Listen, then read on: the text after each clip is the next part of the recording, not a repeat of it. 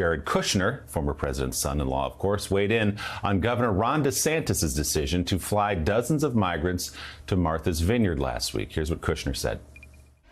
I personally watch what's happening, and it's very hard to see at the southern border.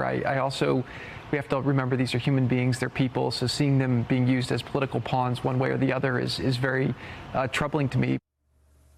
Kushner did not mention DeSantis by name. His comments come as the Florida governor, widely seen, of course, as Trump's top rival for the 2024 Republican nomination.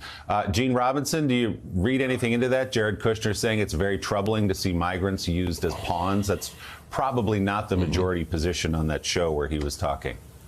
No, but I see, the first and certainly not the last attack on DeSantis, trying to weaken him going into the next election cycle. And I see the extremely convenient amnesia. Of course, what would I expect from Jared Kushner? But what about separating, families at the border as a policy of to deter people from coming to the border and trying to seek asylum? What about, ripping children away, sending them who knows where, and leaving, the question open of whether some of these families will ever be reunited, which happened under Jared Kushner and Donald Trump's watch. So he's shocked that immigrants would be used as pawns. Look in the mirror, Jared. Yeah, obviously they have a long legacy in the Trump administration of using migrants as pawns.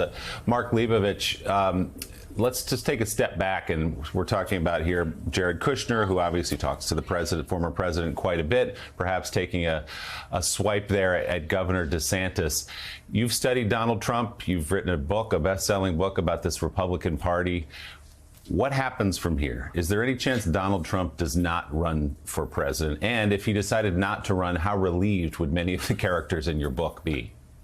They'd be very relieved, but it's not going to happen. I mean, I think he's running, I think that's what he does. It's what he's talking about. It's what he's planning to do. I mean, the clip about with Jared Kushner there, the first thing I thought about was, is he speaking for his father-in-law? I mean, you mentioned he does talk to him a lot. Obviously, they're a close-knit family.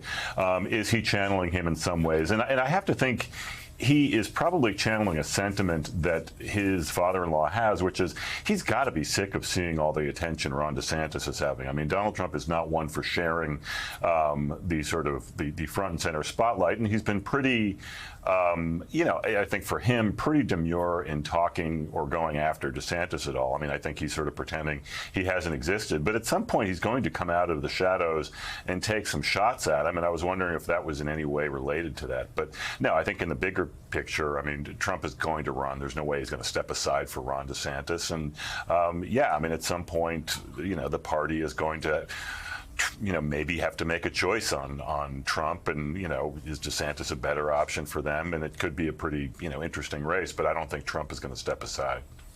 And just to put it back into context, we saw another poll this week that showed if they did run in a primary, Donald Trump wipes Ron DeSantis out by 40 points.